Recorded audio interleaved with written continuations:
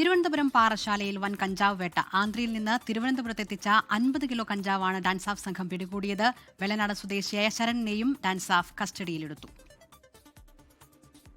ആഡംബരക്കാരിൽ തമിഴ്നാട് അതിർത്തി വഴി തിരുവനന്തപുരത്തേക്ക് ലഹരി എത്തുന്നുവെന്ന രഹസ്യവിവരത്തിന്റെ അടിസ്ഥാനത്തിൽ പാറശാല ഭാഗങ്ങളിൽ പോലീസും എക്സൈസും പരിശോധന കർശനമാക്കിയിരുന്നു. പിന്നാലെ ലഭിച്ച രഹസ്യവിവരത്തിന്റെ അടിസ്ഥാനത്തിലാണ് ഇന്ന് 50 കിലോ കഞ്ചാവ് പിടിച്ചെടുത്തത്. കാറിനുള്ളിൽ പല ബാഗുകളിലായി സൂക്ഷിച്ച നിലയിലായിരുന്നു കഞ്ചാവ്. സാഹസികമായ വാഹനം തടഞ്ഞായിരുന്നു പിടികൂടിയത്. 23 വയസ്സുകാരനും വെള്ളനാട് സ്വദേശിയുമായ ശരണിനെയും പോലീസ് അറസ്റ്റ് ചെയ്തിട്ടുണ്ട്. ആന്ധ്രയിൽ നിന്നും കേരളത്തിലെത്തിച്ചതാണെന്ന് ശരൺ പോലീസിനോട് സമ്മതിച്ചു. കഴക്കൂട്ടം മേഖലയിൽ വിൽപ്പന നടത്താൻ വേണ്ടിയെന്നും പോലീസ് സ്ഥിരീകരിച്ചിട്ടുണ്ട്.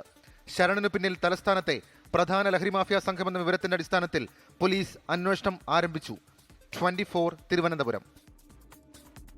ലോകത്തെവിടെയായാലും ഏത് സമയത്തും 24 വാർത്തകളും ഓഗ്മെന്റഡ് റിയാലിറ്റി പാക്കേജുകളും എക്സ്പ്ലെയിനറുകളും വിശദമായി കാണാൻ ഞങ്ങളുടെ യൂട്യൂബ് ചാനൽ നിങ്ങൾക്ക് സബ്സ്ക്രൈബ് ചെയ്യാം.